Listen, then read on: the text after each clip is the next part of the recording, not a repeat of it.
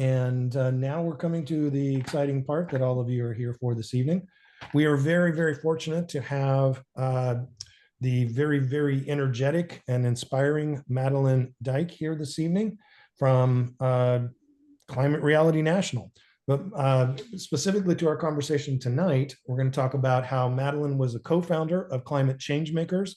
You may have heard or may have seen on our website or in our newsletter how Climate Changemakers has been absorbed by Climate Reality Project and is now part of us.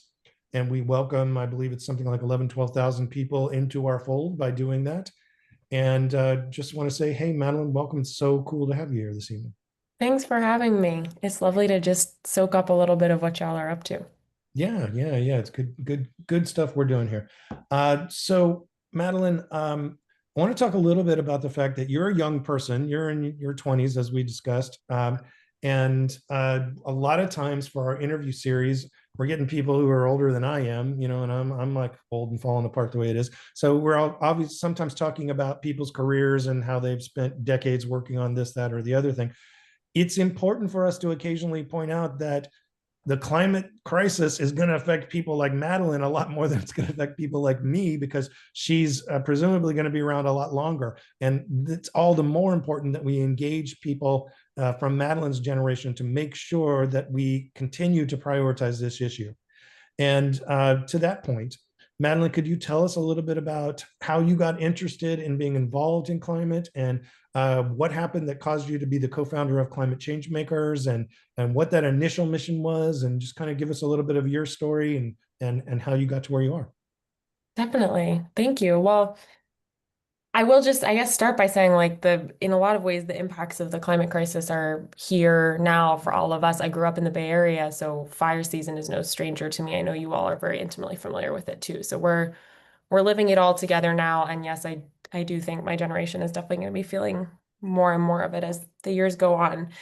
But I got started in climate, if you will. I think it from a young age. I mentioned I grew up in the Bay Area, and that meant I had the privilege of going to California schools where we were taught about fracking in elementary school. And I talked to other people my age, and I don't think they had the same experience. But basically, climate change and environmental issues have been important to me from a very young age, in part because I was exposed to them so early. I remember a middle school assembly on fracking, and I remember being really involved in the high school green team, trying to figure out what I could do to be part of this solution. And I It's a high really school honed in. green team. I'm going to interrupt you there because I'm so old that my high school was giving me hunter safety lessons, and so that's what I had instead of science in the little rural Kansas high school I went to. So tell me what a high school green team is and how We, you got involved with that. well, we were just a group of students who cared about green and environmental issues, and we met every, Wednesday or whatever in the environmental science teachers office to talk about what we could do to help make our school more green. So we would watch videos sometimes and learn about, climate and environmental related issues. But our big initiative was waste and composting in particular. So when I was a high school student, we worked a lot to get compost all around campus, not just in the cafeteria. And that was definitely like thinking about waste and how I could bring systems to bear for my peers to engage on waste was a big part of my journey. It wasn't just like, okay, how can I bring my water bottle to school or how can I take all my food scraps home with me, which I definitely did that a few times. I was trying to, work with the other students to take it the next step further and like make make little videos educating people about what the three bins were and why there needed to be three: compost, recycling, and trash, etc. So waste was definitely my foray into action, as I think it is for so many people, because it's such a physical kind of representation of the climate issue and the environmental issue. Sure. Um, and then from there, I was really excited about biology. I was a biology major in college. And I actually was doing an internship my sophomore year of college at a really cool biotech startup. And it was awesome. And everybody was smart and passionate and really excited about making the world a better place. And this company was working on CRISPR, if anybody's heard of that the relatively new technology, right, that lets you do gene editing. So it's cutting edge biotechnology company, and everybody's talking about how their product is going to cure human disease. And at that same time in college, I just started taking some political science classes on the side, just like, oh, I don't know what this is. I'll check it out. And I just learned about the patent system.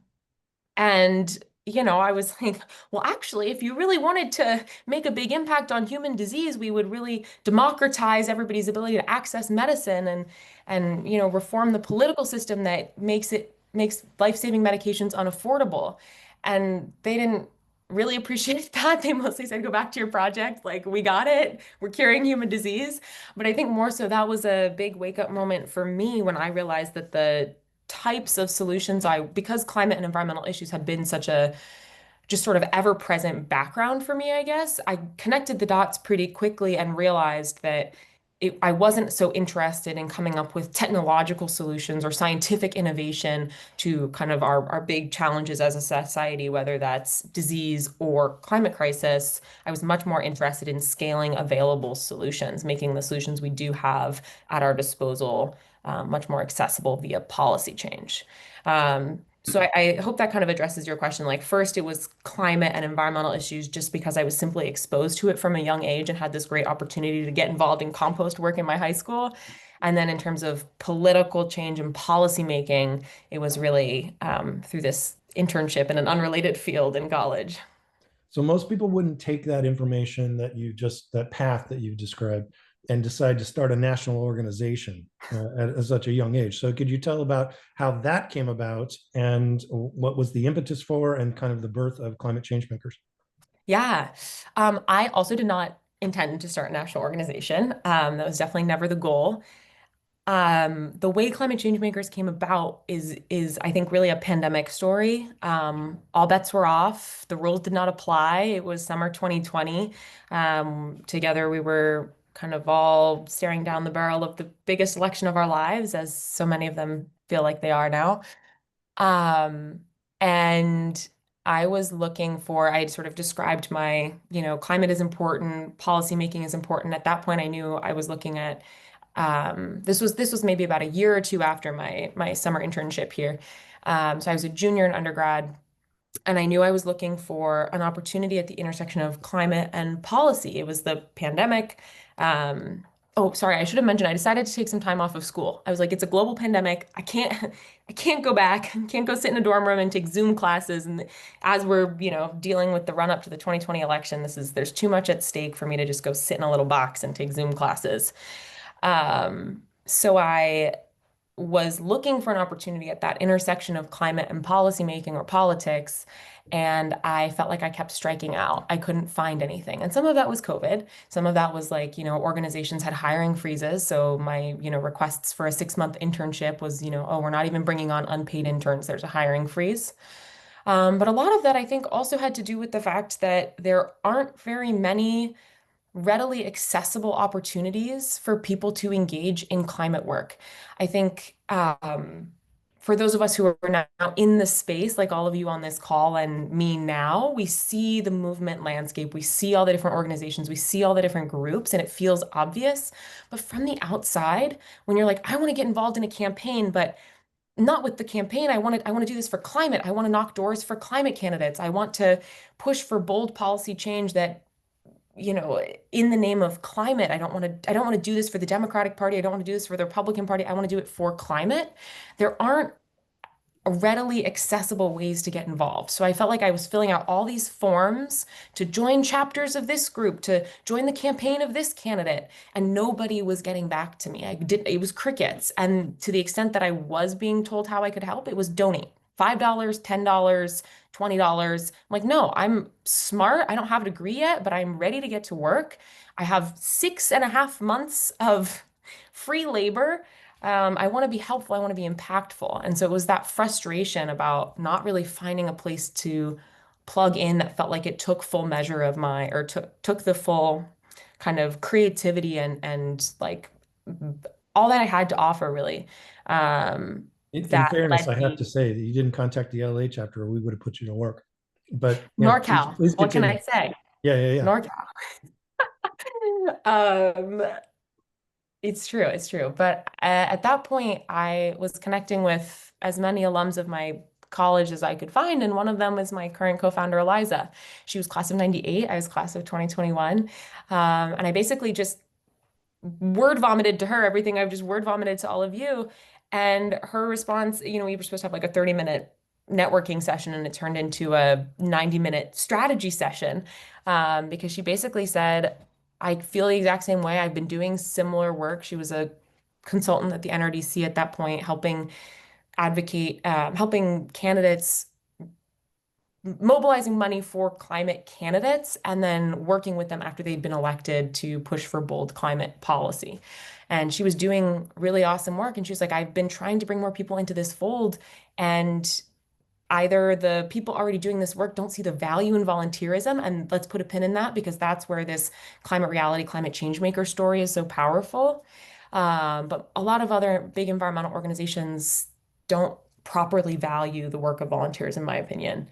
So that was a big frustration that she had. And she also felt like there were also plenty of folks in the climate community who are working on startups and are thinking about how to change technology, and political change and policy change as a whole was an underappreciated lever in the broader climate movement. So we really connected, her doing the work that needed to be done, me hungry to find more ways to plug in, both of us looking for ways to build something that could bring more people into it. And obviously, neither of us had a startup background at all. But she had met some other folks in a climate community called My Climate Journey, a few of which were startup people. And they basically said, hey, you know what? This is a startup idea.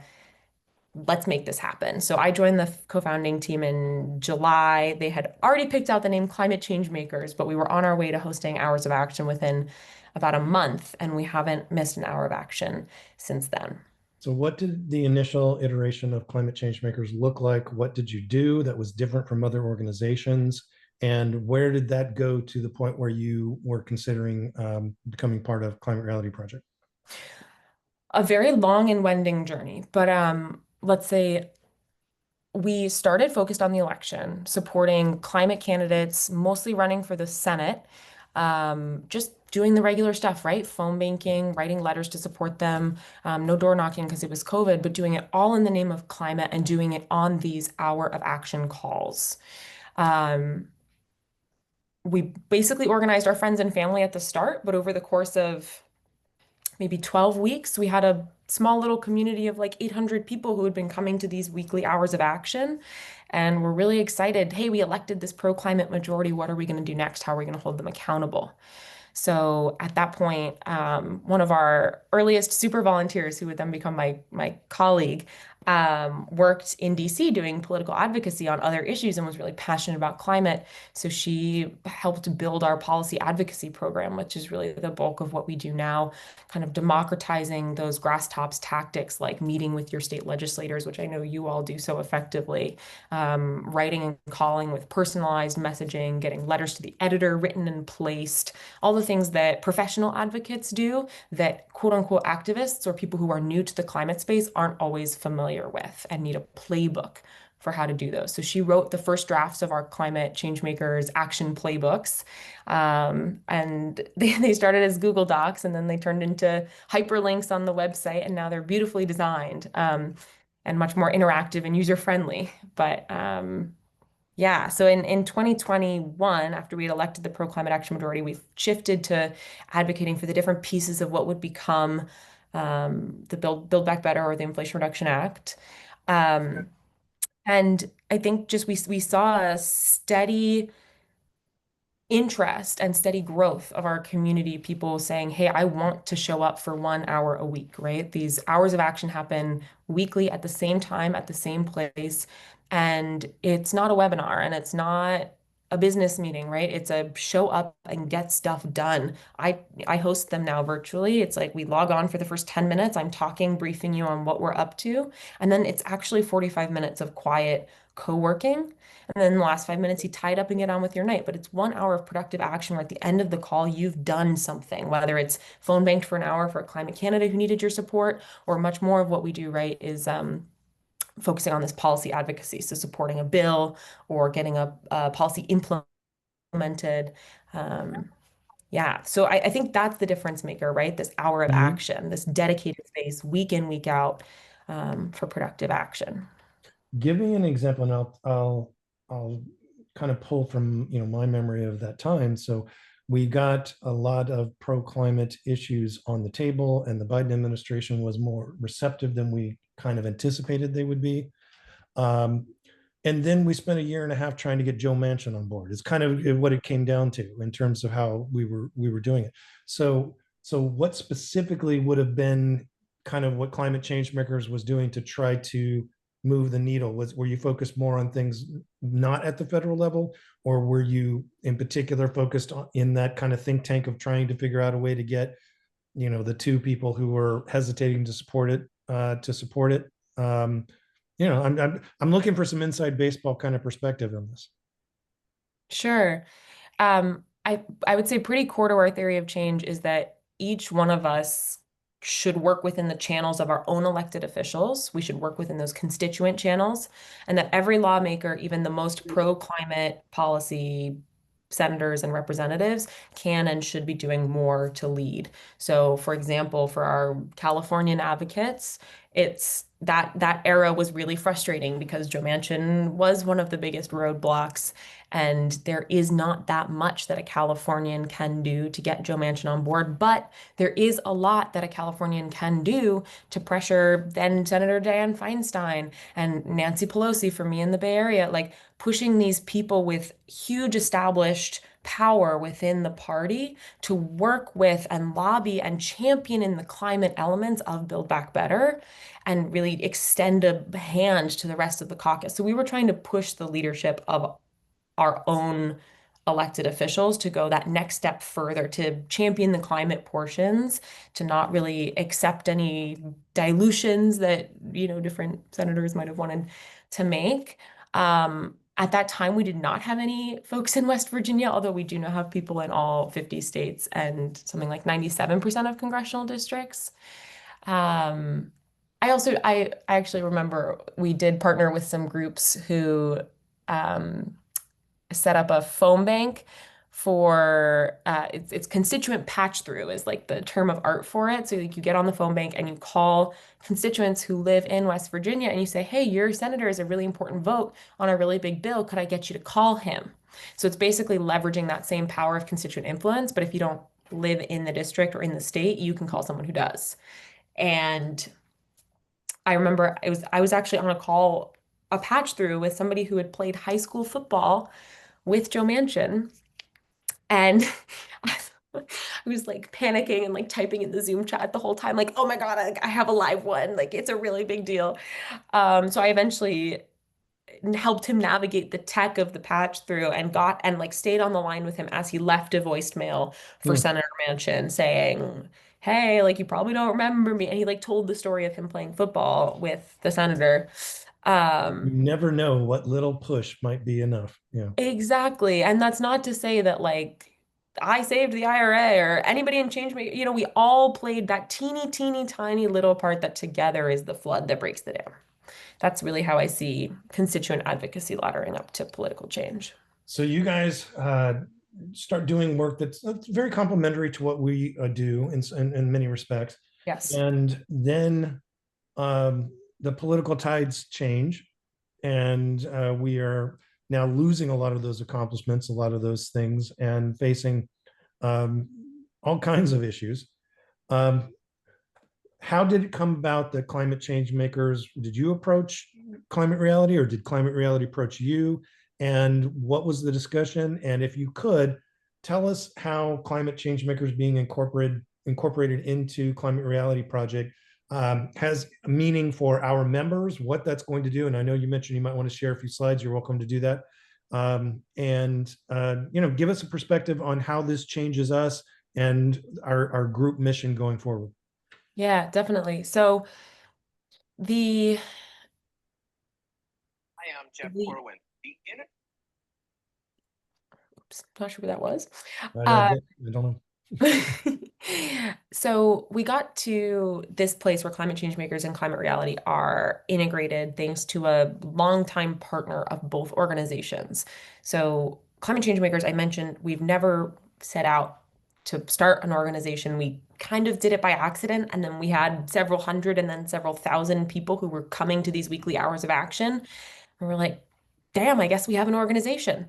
So it's always been part of the goal to figure out how to scale the work, how to bring more people into the productive action that's happening here in the LA chapter, that's happening at the Climate Changemakers Hours of Action. And so for that reason, finding a larger organization who's very value aligned and mission aligned has always been kind of part of our growth plan, or something at least we've been very, very open to. So when it was actually a mutual funder who connected us in the wake of the presidential election in 2024 and said, things are about to get real.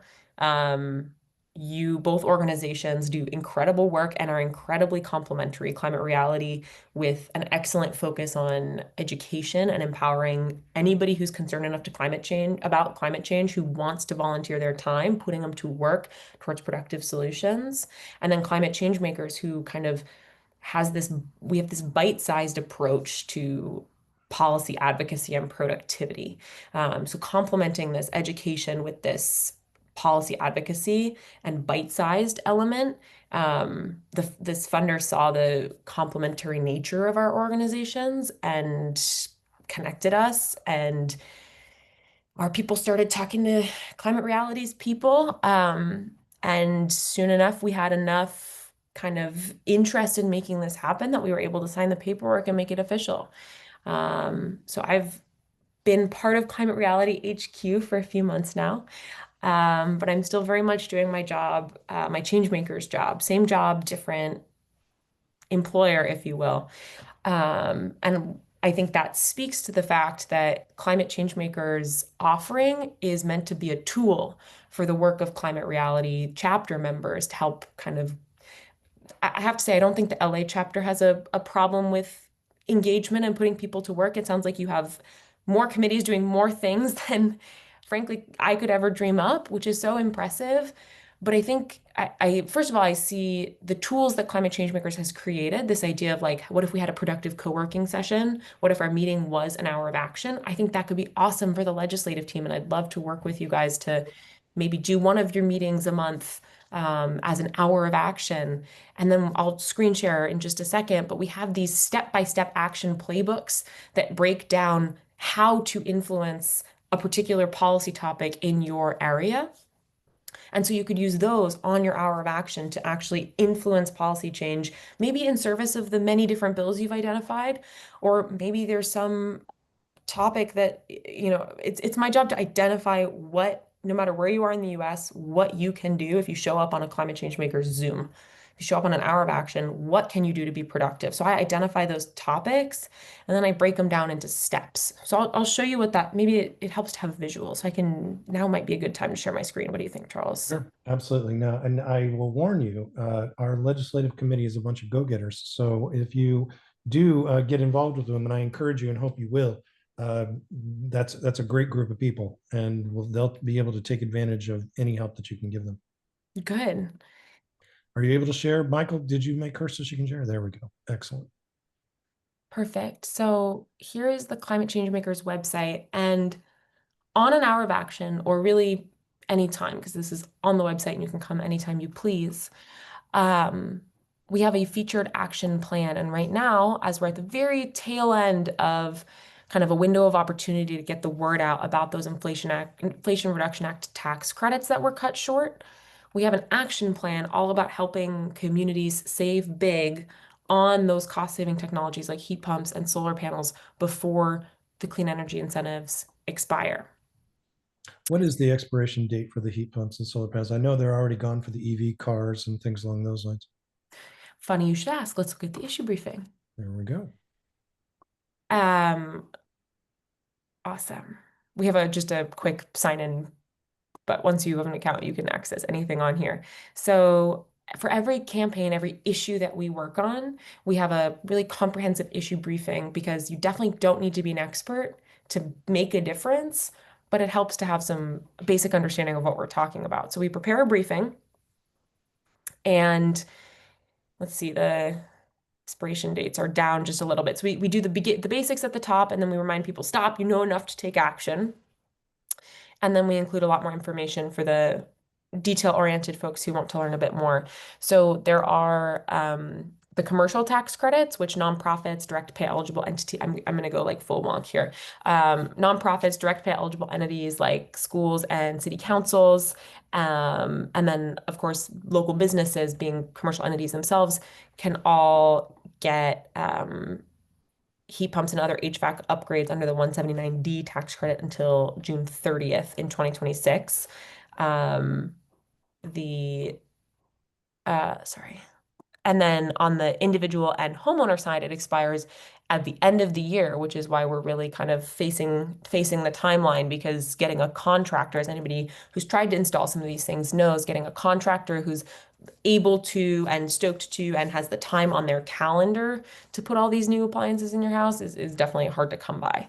Um, so yes, end of year for homeowners and then June 30th, 2026 for the commercial Great, tax great. credit.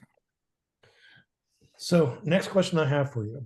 How do we as the LA chapter engage with and incorporate climate change makers in our region into our chapter? Because if we're more like-minded people, with a pulse, we're going to put them to work.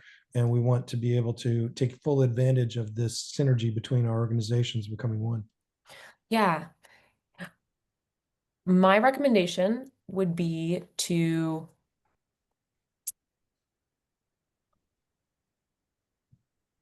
okay, I don't want to be, I don't want to be presumptuous, but I'm gonna go ahead and This put is it not a out there. question I told you were going to have ahead of time. So I just want to apologize to you in that respect. I was just thinking as a result of the conversation. We could No, follow up on this on email if you prefer. no. I would love to have this conversation and I would love to hear in chat how it lands with all of you. Particularly, I know that there are some new folks who heard about the chapter recently and are here for their first chapter meeting. I think I picked that up, right? Yeah. So I would love to hear how this lands for you. And I'm going to leave my screen share up for a second.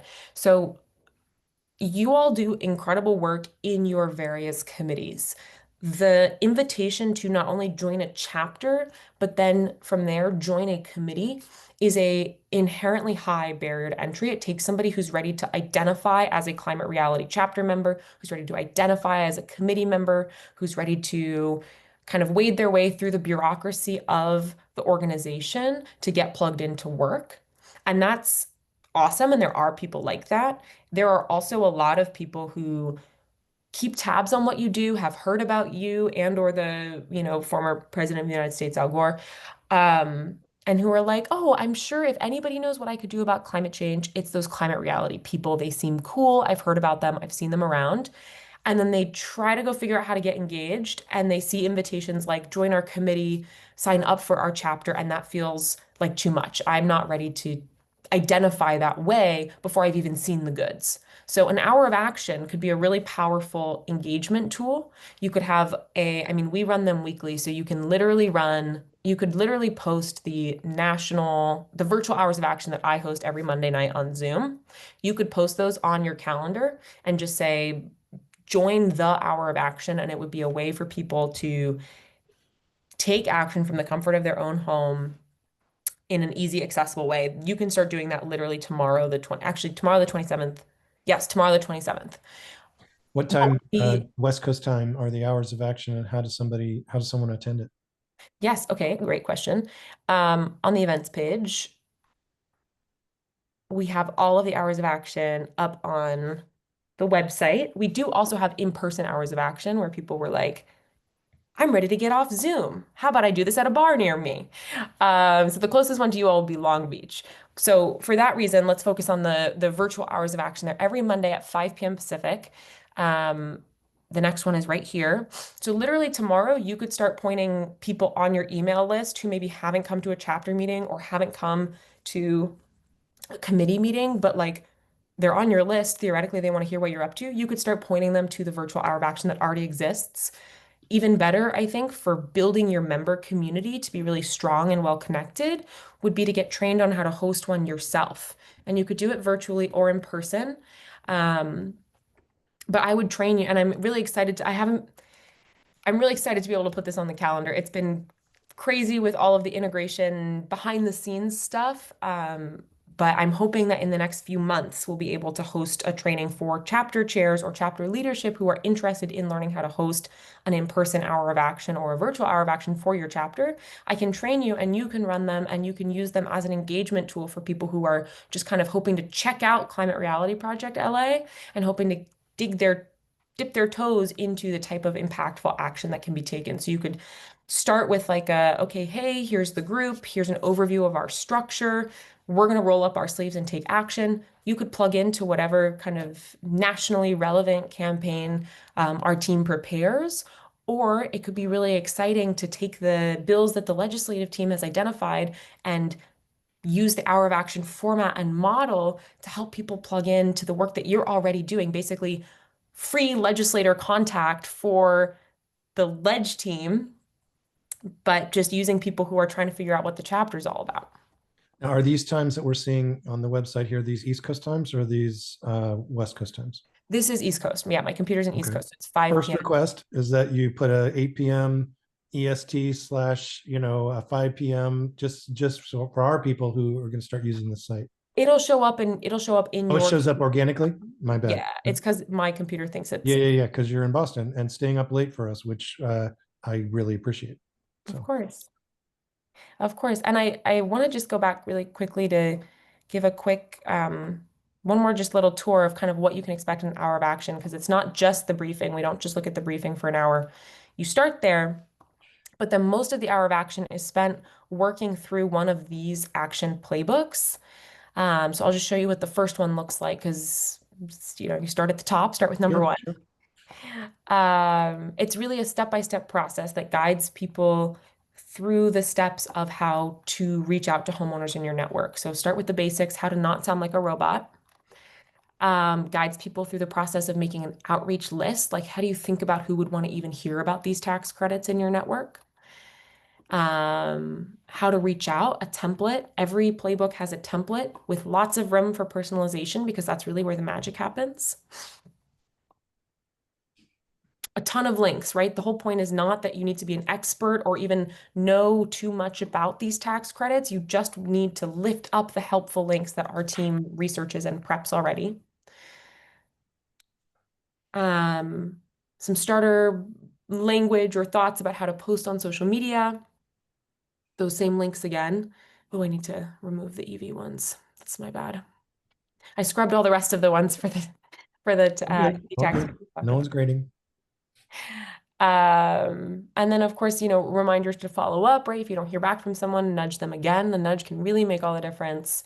And then of course, an invitation to share in the Climate Changemakers Slack. We have a really awesome Slack instance where people share their wins and their celebrations, and it's honestly the best corner of the internet. So So I did attend the national workshop that you did, and I have poked through some of this stuff already. And I want to encourage everybody who's here. There's a lot of useful information on the site and in the work that Madeline and her colleagues have done. So it's really a wonderful asset that we are being able to unify our work with climate change makers. And thank you so much for all the work that you've done to kind of build this tradition, to continue to do this work, fighting the good fight.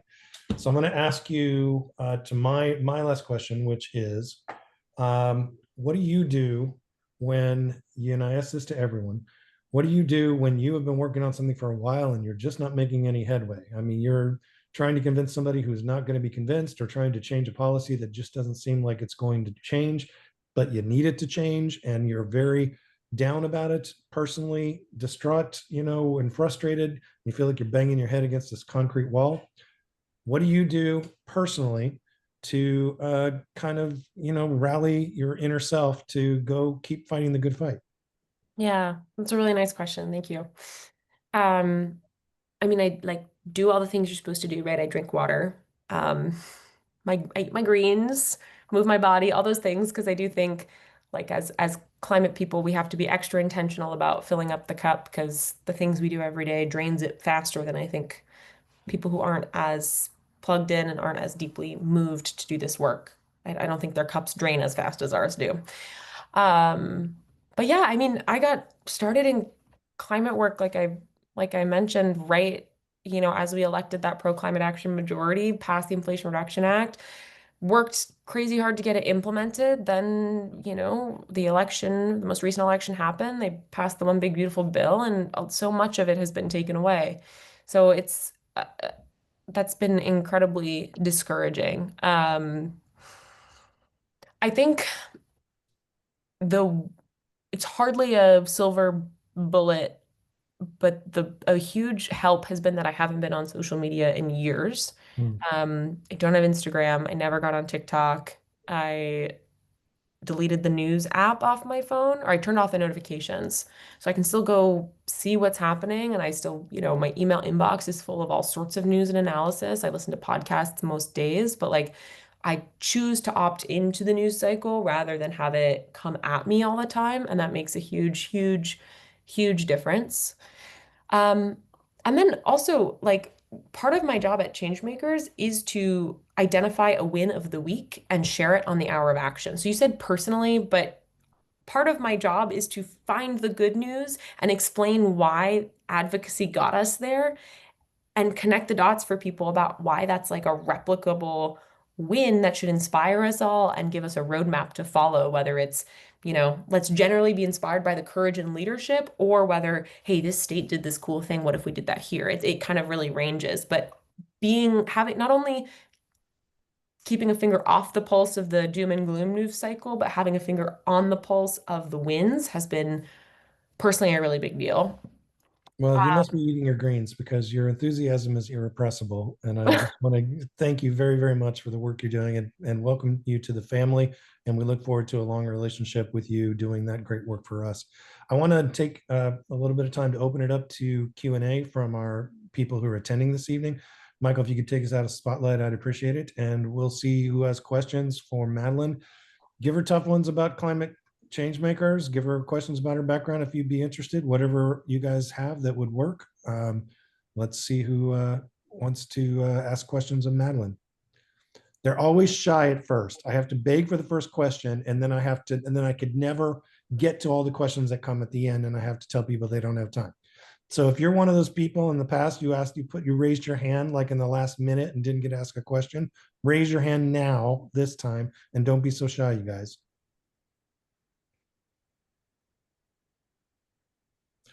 All right, Cindy.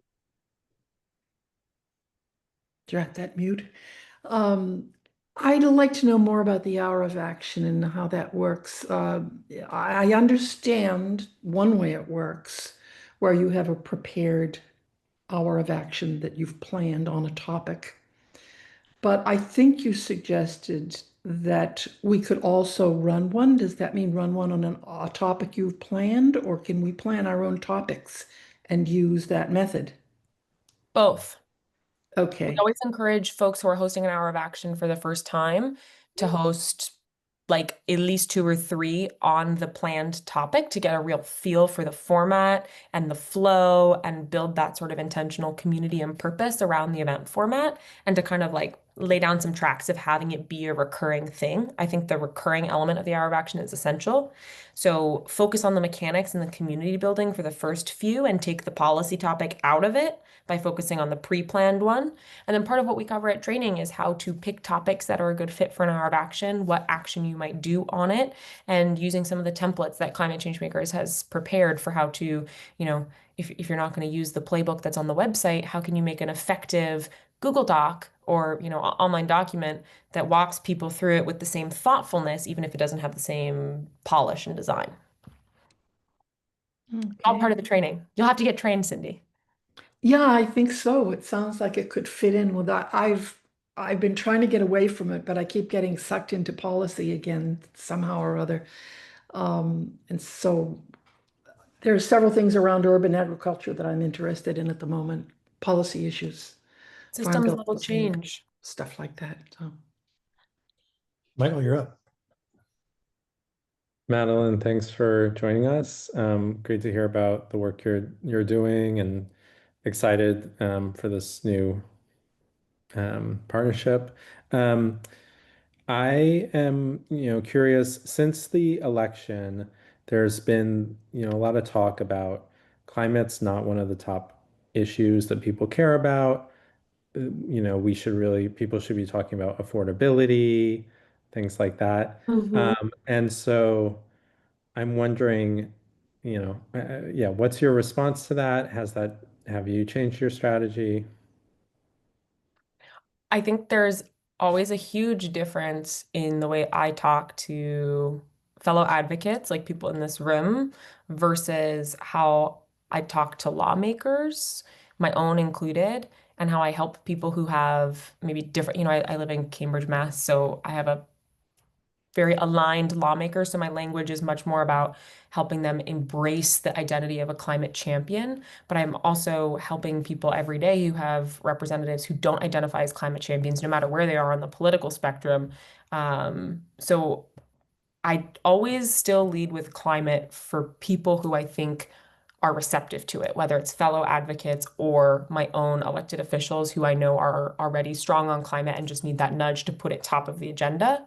But I definitely advocate, or I think it's a really good idea to talk about climate's kind of intersectional issues with elected officials in particular who aren't into climate or for whom that might sound like a dog whistle word that means something liberal. It doesn't. Like everybody wants clean air, clean water, and people want less pollution in their communities. Like that's an affordable, cheap, like affordable energy that can be built quickly. Like those are all very common ground topics. And if we can just talk about the specific solutions to the climate crisis, and we don't have to make it about climate. Something I've been repeating to myself a lot is, do you want to be right or win? And when it comes to like national I was gonna say national messaging, but what we're talking about here isn't national messaging. It's how to speak directly to what a lawmaker wants, what a lawmaker like kind of what their values are and what their identity is. So I would say always customize your message to your audience in terms of like voters and like how do we talk about climate as an issue. There, I think the exit polls were pretty clear. Like, there's not this mystical, like silent majority of climate people waiting in the wings, where if there was just we could just get the Democratic Party to talk about climate change enough, they would come out of the wings and support. Like, I think that thesis has been proven wrong. But I do think everybody wants to see affordable energy. I just think it can't be an afterthought. We have to like really mean it. And to your point, I think certainly your audience, Madeline, is always very important, but I don't think there's a more important affordability issue than wealth inequality in this country and affordability, because if we do not address the climate issues, it's not like everybody's going to be equally affected. In Yeah. 100 years, it'll be the wealthy who are able to live perfectly fine in a Yeah. world where there's tremendous climate destruction, much more than we have today. And it will be those who are, regular working people and below in terms of income who will be suffering much, much, much more. We know that climate effects disproportionately affect people, and the lower they are, in the income. So, or Yeah. proportionally rather. Elise, please. Off mute always helps. So do you do trainings on local issues? And if so, how do you choose them? How do they come to your attention? Yeah, when so in the last year, we've exclusively focused on state and local policies. But what I'm always looking for is a policy issue where there is a 50 state play.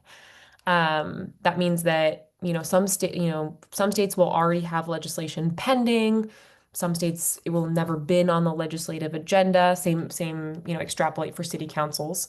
But no matter where you are in the country, if I can figure out a way for someone in Texas, for example, to be putting the issue on the radar of their elected official at the same time as someone in Illinois is pushing for the specific bill to get passed, at the same time as someone in Massachusetts is saying, thank you for your leadership on this. Here are some additional resources and connections to experts.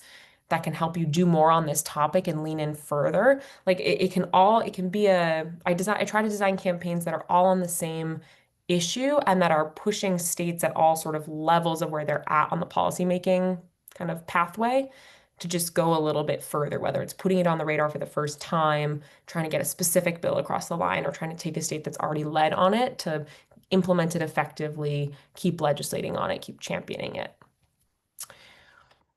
Andrew. Thanks so much, Charles. I just had a couple of quick questions, Madeline, about how does this strategy change as we move closer to the midterm elections and through next year? We're going to want to talk about, from a legislative standpoint, keep our foot on the accelerator with state assembly in California issues in Sacramento, but we want to sort of transition as we move closer to the election to some sort of get out the vote efforts. And we don't really have, I have a modicum of experience of that but there's a lot of organizations you can partner with. They'll just get teams together and put clipboards in everybody's hand and go stand outside the Michael Andy Otonovich courthouse in Palmdale or Lancaster and hand out voter registration forms to everyone who's streaming into the courthouse on Saturday morning. So there's things that we can do from a legislative committee. The other thing I'll mention, Madeline, there's a large group at Climate Reality. You may not be aware of Climate Business Working Group. I can see this hour of action tied into there's talk about how to get our team, that's 1,300 climate leaders. And then many of the people, Chris and some other people, know that we're also sort of working with EcoActist Foundation Inc., which is about 10,000. So our networks can be very influential. Can you talk about how far can we go, Madeline, with Climate Changemakers? And then what's the strategy? And then can we use our network? How do we use our networks? Yeah. So let me start with the electoral stuff. So Climate Changemakers and Climate Reality are both, well, now legally one organization, but have 501c3 organizations, which means we're nonprofit, or nonpartisan. Definitely filling the hour at this point. We're nonpartisan organizations, which means that we have to keep our electoral work very focused on the big picture, getting out to vote, voter registration, like you're saying. Both organizations also have a small C4 operation, which is where we get to talk about who's a climate candidate. So every time I've been mentioning kind of climate candidate, that was work coming out of the C4 side. Most of our work comes out of the C3 side. I think there is, from what I've heard, there's interest in seeing if the kind of Climate Reality National, if you will, can set up some of those partnerships with groups who hand out clipboards and help resource some of that work, both on the C3 side and on the C4 side, meaning that hopefully next year we'll be able to offer ways to get involved in the election from within Climate Reality. And if we're not able to offer that, we'll tell you who does the good work so that you can go set up those partnerships yourself. Just the way these kind of expenditures work, the earlier half of the year, like summer, like spring and summer, would be the nonpartisan, more voter registration type work. And then come Labor Day, a flip switches typically for most organizations. And it's a 2-month sprint till Election Day focused on getting the right candidates across the line in the right districts. So yeah, I think Climate Changemakers has done electoral programming in even years, focused on getting those climate candidates elected, all through partnerships, right? Who runs the best phone banks with the best results? Okay, great. We'll run them on an hour of action. Who hands out the best clipboards to get the, most people registered? Great. We'll partner with them in cities across the country. So it's always been our approach, and I'm hoping to bring that to Climate Reality as well. And if because of budgetary reasons we're not able to provide that, then we'll certainly provide a list of organizations that do great work so that, this group can partner with them independently. Although you mentioned something about being a nonprofit yourselves. Are you officially incorporated? Not as a chapter. Okay. We are under the umbrella of national with respect to that. We have the same guardrails that Climate Reality does, and we are nonpartisan as well. All of our actions are definitely nonpartisan. Excellent. There's lots of nonpartisan. A good question in the chat that I think we should bring out into the conversation here. So an example of something you either have or intend to do in the future is an hour of action on the polluters pay bill, which we were heavily involved in supporting from the initial announcement. I was on the Capitol steps when that happened some time ago, to tremendous work that our legislative committee has done over the years, year and a half, I guess it's been. But could you talk about that and how mobilizing those local coalitions and is part of that in an action group, an action hour? Yeah. So it seems that Make Polluters Pay is going to be a primary focus of like kind of all of climate reality across the chapters. California next for year. sure. Yeah. Like New Jersey has legislation. Sure. Like it's going to be a national priority for the organization next year, as far as I've heard.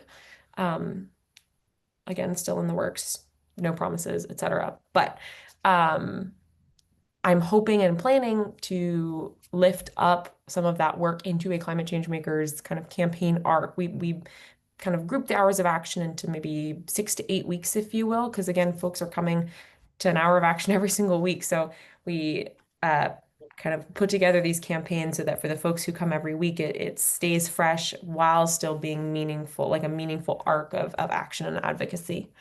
So I'm hoping and planning to run a string of hours of action on Make Polluters Pay. I'll have to kind of look at the legislative calendars across the states to kind of balance, bill introduction timelines in the states where, the bills can still be introduced before it crosses over to implementation. Anyway, so timing TBD, but I'm really excited to run some hours of action on it, and I'm thrilled that Climate Reality is kind of making it a priority across the chapters as far as we know right now in our 26 planning. Cool. Well, Madeline, you've been a wealth of knowledge and a wonderful inspiration to all of us. Thank you so much for the work you've done to create Climate Changemakers, and for the work you've done to help incorporate it into the larger mission of Climate Reality Project.